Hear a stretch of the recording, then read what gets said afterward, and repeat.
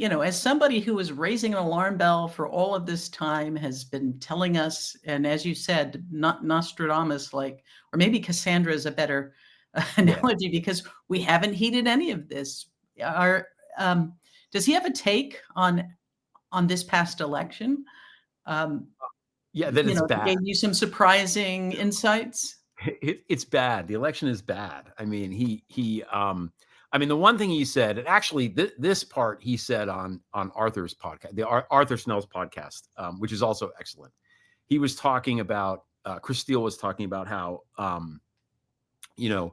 that we're all afraid, obviously, that we're going to become a dictatorship and democracy is going to die and all that. And we're right to fear this. This is a real fear, which he says, but it takes time to do that. It takes time. It took Putin time in a country in which there was always tumult. There was always autocrats. There was always fear and terror and all this bad stuff.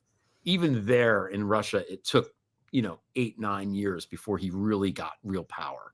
So even when he tries to, grasp power and consolidate and all this stuff, it's not going to happen overnight. We're going to have time a little bit to fight back. But he's been in our faces for 8 years and exercising levers of power for 8 years. So I'm a little nervous. I saw an article that said how Hitler dismantled Germany in 53 days. I saw that too. Using democracy, he used democracy to I know that everybody who's listening right now, though, wants to know is, does he talk about the blackmail tapes? Does he talk about the blackmail part of it in your interview? You mean that airs a week from today? It airs a week from today. You mean the compromise, the hotel? Yeah, the compromise. Yes, the hotel. He does, because that was he does talk about it. I'll leave it at that.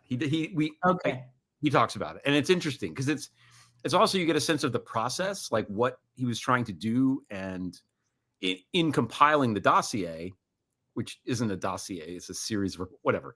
And then also trying to get the information to the FBI. One of the things, and I told him that the Trump people, the MAGA people, are constantly trying to be like, well, the Steele dossier started Crossfire Hurricane in the investigation, right? That's one of their big talking points.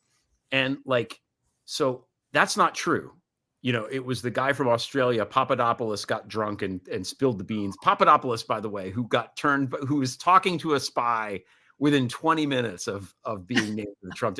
Broke the record for being it was astonishing how fast this was. Oh, God. Yeah. It's almost as if that was an easy identifiable weak spot. Oh, my God. Yeah. Let's get the moron. It also makes you wonder what filming has gone on in Trump hotels. Well, that's that's a thing that he does. On that note, I can't not ask you this question, and I think you can just give a yes or no, because I don't want to hijack. Yeah. I want everyone to listen to the interview, but because I am who I am and I did the work that I did you ask him about Mogilevich? I did, but after. So I think he's still alive, but kind of not in great shape, I think. Okay. Physically. All right. I think is the scuttlebutt on that. Okay. Not a name that you hear in the wait. Not a name you hear a lot, but I think our audience, some of our folks will know who I'm talking about. This was the mafia boss who put Putin into power, and also Donald didn't deny it.